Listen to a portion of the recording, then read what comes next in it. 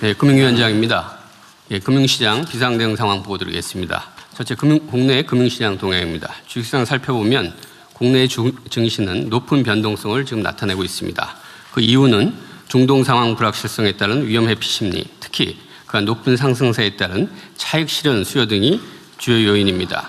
그 작은 글씨를 보시면 금년도에 2월까지 주요국 중에 우리나라 증시가 제일 많이 올랐습니다. 48.2% 올랐고요. 그러다 보니까 지금 사태 이후에 18.4%가 빠졌습니다. 근데 다른 나라들도 보면 대만 같은 경우 22.3% 올랐는데 7.3%가 빠졌고요. 일본 같은 경우는 16.9% 올랐는데 7.8%가 빠졌습니다. 미국 같은 경우는 0.5%밖에 안 올라서 0.9% 빠진 그런 모습이 되겠습니다. 수급을 살펴보면 외국인과 기관이 매도세를 주도하고 개인이 받아주는 모습입니다. 외국인은 3월 3일 큰 폭의 순 매도세를 보였지만 어제 3월 4일은 장 막판 저가 매수하면서 순 매수로 전환했고요. 아침에도 보니까 9시 45분 정도 보면 계속 외국인도 다시 계속해서 순 매수로 전환된 상황입니다. 시장 전문가들 의견을 들어보면 단기적인 변동성도 있고 그다음에 앞으로 이 상황 전개가 좀 불확실한 측면은 있지만 기업 실적, 정부 정책, 증시로의 자금 유입 등 기본 요건을 감안하면 증시의 추세적 하락 가능성은 낮다고 평가하고 있습니다. 밑에 박스를 보시면 어제 제가 증권사 리서치 센터장들이랑 의견 수렴을 했는데 결국 중동발 이 대외 충격 요인, 외부 요인에도 불구하고 그간 우리 증시 상승을 견인했던 밸류에이션, 기업 실적은 바뀐 게 하나도 없다. 밑에 구체적인 숫자를 보시면 영업이익 전망한 걸 보면 작년에 코스피 상장사가 우리나라 같은 경우 274조 원의 영업이익을 냈는데 금년의 예상이 550조 원입니다. 그리고 특히 반도체, 삼성전자나 SK하이닉스는 작년에 90조 원인데 금년에 311조 원이고 예상할 때마다 최근에 400조 원까지 나오고 예상할 때마다 기업 실적이 계속 높아지는 상황입니다. 그래서 이분들 말씀들은 맨 밑에 보시는 것처럼 과도한 불안보다는 우리 경제 금융시장에 대한 신뢰를 기반으로 좀 합리적인 판단할 수 있도록 정부가 확고한 시장 안정 의지를 가져달라. 그리고 구조적으로는 그 위에 중간에서 보시는 것처럼 지배구조 개선, 불공정 거래 근절, 생산적 금융 등 지금까지 해왔던 그런 정책들을 일관성 있게 계속해서 추진해달라 이런 주문들이었습니다. 네, 다음 페이지 채권시장 보겠습니다. 채권시장은 중동 상황에 따른 유가 급등으로 인플레이션 우려가 부각되면서 금리가 전반적으로 상승하고 있는데요. 아침에 오전에 보면 살짝 금리가 좀 빠지는 그런 모습입니다. 외환 같은 경우도 안전자산 선호에 따른 글로벌 강달러 흐름, 외국인의 증시 순매도 등으로 환율이 큰 폭 상승해서 어제 같은 경우는 1,476원이었지만 지금 오전에 보면 한 1,460원대로 다시 또 안정세 하락한 그런 모습입니다. 그간에 대응한 모습을 보면 사태 발발 이후 바로 관계기관 합동 금융시장관 구성해서 24시간 모니터링 체계를 구축했고요. 제가 직접 금융시장 점검회의 3차례 주재해서 선제적인 시장 안정 메시지를 발표하고 100조 원 플러스 알파 규모의 시장 안정 프로그램 적극적으로 운영하겠다. 그리고 중동 상황 관련 피해 중소기업에 대한 20.3조 원의 정책금융 지원 프로그램도 마련해서 발표한 바 있습니다. 앞으로의 대응 방향입니다. 앞으로 이 불확실성이 계속 크기 때문에 최고 상태의 경각심을 가지고 중동 상황 관련 금융시장 안정과 실물 경제 영향 최소화에 만전을 기하겠습니다. 중동 상황이 장기화될 경우라든지 여러 가지 상황들을 봐가면서 지금 100조 원 플러스 알파 시장 안정 프로그램도 더 규모가 확대할 필요가 있으면 확대하도록 하겠습니다. 그리고 시장 불안감에 편승한 가짜뉴스 유포 등 시장 교란 행위를 면밀히 감시하고 적발 시에는 무관용으로 엄단하도록 하겠습니다. 그리고 금융권의 중동 상황 피해 중소기업에 대한 자금 지원의 경우에는 그 은행권에서 담당자들이 적극적으로 할 수 있도록 면책까지 적용해서 적극적인 지원을 유도하도록 하겠습니다. 이상 보고 마치겠습니다. 네, 준비들 잘하고 계신 것 같아서 다행입니다. 전체적으로 보면 이게 시장이라고 하는 게 그 심리에 많이 좌우되는데 어쩌면 이번이 좋은 기회일 수도 있죠.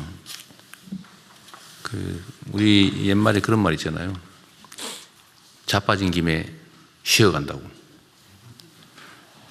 주식시장도 어쩌면 너무 계속 상승만 해왔기 때문에 사실은 조정을 하면서 가야 단단한데 너무 조정 없이 일방적으로 상승만 2배가 넘게 하는 바람에 사실 매우 불안정한 측면이 좀 있었죠. 근데 이번 기회에 어쩌면 좀 단단하게 다져지는 측면도 있어 보이고 좀 조정이 필요한 조정을 겪어서 오히려 기회윤이 될 수도 있겠다 이런 생각도 듭니다.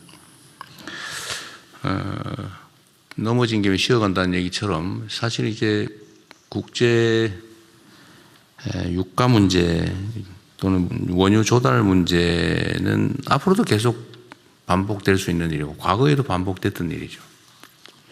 그래서 이번 기회에 재생에너지로 전환을 좀 신속하게 대대적으로 좀 하는 게 어떨까 싶어요. 좋은 기회 아닐까 싶습니다. 좀 에너지부에서도 뭐 열심히 하고는 있을 텐데 우리나라도 이제 화석연료 의존도를 최소한으로 좀 내리고 재생에너지 비중을 계속 높여야 되잖아요. 근데 이 실제로는 좀 쉽지가 않은 상태죠. 특히 송전망 부족 때문에 저 서남 해안 쪽의 재생에너지는 생산 여력이 있는데도 지금 제대로 쓰지 못하는 상황 아닙니까? 그리고 앞으로도 좀 송전망을 계속 확충해야 될 상황인데 송전망 확충도 그 하루 이틀이 되는 건 아니고 좀 신속하게 해야 되는데 더 근본적인 과제는 소위 지산지소 원칙에 따라서 에너지가 생산되는 지역에서 소비될 수 있게 하는 게 제일 중요하지 않습니까? 그리고 우리 대한민국의 가장 구조적인 문제, 근본적인 문제는 수도권 집중인데 어쨌든 산업 배치도 에너지가 많은 지역으로 좀 대대적으로 신속하게 옮겨갈 필요가 있어요. 그죠? 네, 그렇습니다. 그 산업부도 계속 애를 쓰고는 있는데 뭐 재경구도 마찬가지고 이번 기회에 좀 인식도 바꾸고 이 화석연료에 의존하는 게 바람직하지도 않을 뿐만 아니라 대외적 불안정 요소가 크니까 의존도를 최소화해야 된다라는 걸 우리가 이제 모두가 느끼는 거 아닙니까? 그럼 이럴 때 정부도 그렇고 민간도 그렇고 산업계, 경제계도 좀 근본적인 사고의 전환을 해야 될 것 같아요. 너무 수도권이 다 집중돼서 전기를 지방에서 생산해가지고 수도권으로 옮긴다고 막 송전망을 대대적으로 건설한다고 하니까 주민들은 반대 시위하고 또 국토 불균형은 점점 악화되고 또 생산 비용이 올라가가지고 산업 발전도 지체되고 다 문제잖아요. 그리고 우리가 이때까지 얘기했던 대로 사실은 지방에서 에너지를 생산해서 수도권으로 끌고 오느라고 엄청난 비용이 발생하는데 지금은 사실은 지금 전기요금이 전국에서 똑같다 보니까 네. 생산 지역에서는 억울하게 손해를 보는 상황이고 또 집중돼서 사용되는 지역은 부당하게 이익을 보는 측면이 있잖아요. 네. 그러니까 이 지금 이 계획 중에 전기요금 차등제 또 지금 말을 하고는 있는데 이것도 이제 현실적인 고민을 실제로 해야 될 것 같아요. 네. 그리고 기업들도 이제 수도권에서 저 멀리서 전기 끌어오는 비용을 사실은 국민 세금으로 부담하면서 거기서 혜택을 보는데 이제는 계속 이렇게 갈 수는 없다는 거 아닙니까? 네. 공정하지도 않고 또 국가 발전에도 저해야 되고 그럼 이제 원칙대로 생산비가 싼 데서 쓰는 건 싸게 또 송전 비용을 포함해서 비싼 데는 비싸게 제대로 가격을 책정해야 되겠다는 생각이 들어요. 네. 그래서 전 부처들이 산업경제 관련 부처들은 이번 기회에 사실은 위기를 기회로 활용하는 게 언제나 중요한데 위기를 위기로 방치하고 끌려다니면은 그야말로 우리도 낙후할 수밖에 없고 오히려 이 위기는 모든 사람이 겪는 모든 나라가 겪는 상황이기 때문에 이 위기를 이제 기회로 누가 더 빨리 전환하느냐에 따라서 경쟁의 판도가 바뀌잖아요. 오히려 이번 기회에 우리의 의식도 바꾸고 좀 더 신속하게 과감하게 전환을 해 나가야 되겠습니다. 네. 산업부도 마찬가지죠. 산업부도 지금 장관이 지금 캐나다 가셨죠? 그렇습니다. 네, 장관이 나오셨는데 산업부도 노력은 하고 있는 건 아는데 좀 더 가속화할 필요가 있겠습니다. 네. 재경부도 마찬가지죠. 네.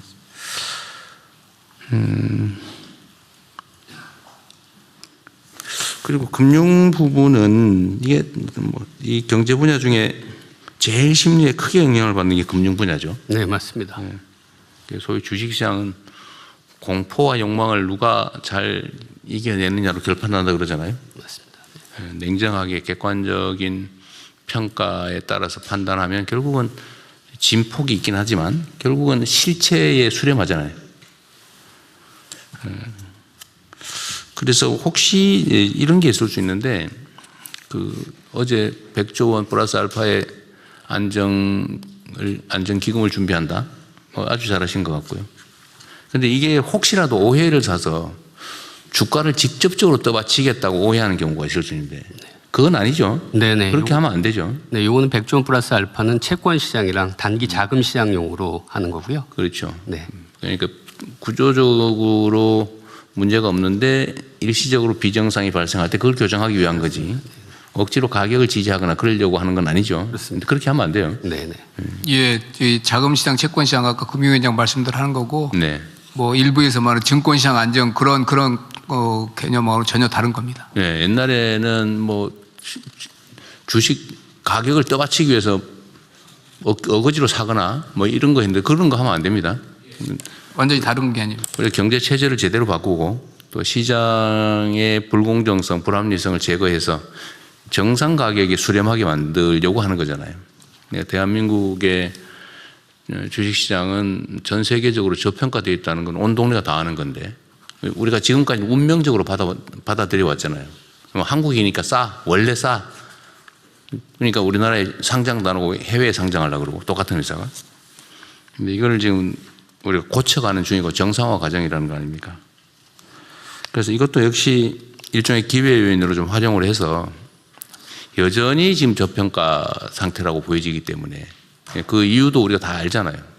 예를 들면 지배구조가 좀 이상하다. 지배권이 남용된다. 지배경영권이. 그거 빨리 정리해야 되고 또 시장의 불투명, 불공정성 뭐 주가 조작을 하거나 무슨 미리 정보를 알아가지고 자기는 사놓고 나중에 뭐 기사 쓰고 팔고 막 이런 거 있잖아요. 통정 매매해가지고 어거지로 가격을 올리고 가짜 정보 유포해가지고 시장 조작하고 이제 이런 걸 철저하게 지금 제거해야 된다. 그리고 이제 뭐 우리 한반도의 군사 안보적 리스크, 남북 관계가 불안정해지면 경제가 악영향을 미치는 뭐 그런 것들 제거하고 그건 우리가 할 일이고 산업 경제 정책을 적절하게 잘 만들어서 우리 산업 체질을 바꾸는 거, 경제 체질을 바꾸는 거, 국토 불균형을 시정하는 거, 뭐 이런 것들을 통해서 근본적으로 체질을 강화하는 거. 이게 이제 문제 해결의 근본적인 방법이죠. 그래서 역시 넘어진 김에 옷도 바꿔 입고 쉴 뿐만 아니라 옷도 갈아입고 해야 되니까 그 시장 비정상 상황을 교정하는 입법도 좀 계속 더 강력하게 좀 추진을 하면 좋겠어요. 지금 뭐 그 주가를 일부러 상속을 대비해서 뭐 누르고 있는 거를 지금 시정하기 위한 입법도 지금 준비를 하고 있을 텐데 뭐 그거 포함해서 해야 될 일이 아직도 엄청 많잖아요. 다른 전 세계 어떤 자본시장보다도 더 합리적이고 공정하고 투명하게 예측 가능한 시장을 만들어야 되는데 그렇게 하기 위한 정책적 조치나 입법 조치들은 이번 기회에 좀 더 속도를 내면 좋겠어요. 어쨌든 뭐 잠시 외부 요인에 의해서 흔들리긴 하지만 어쨌든 우리 경제 소위 펀더멘털이라고 하는 기초 체력은 계속 강화되고 있기 때문에 흔들림 없이 안정적으로 정책을 집행해 가면 좋겠어요.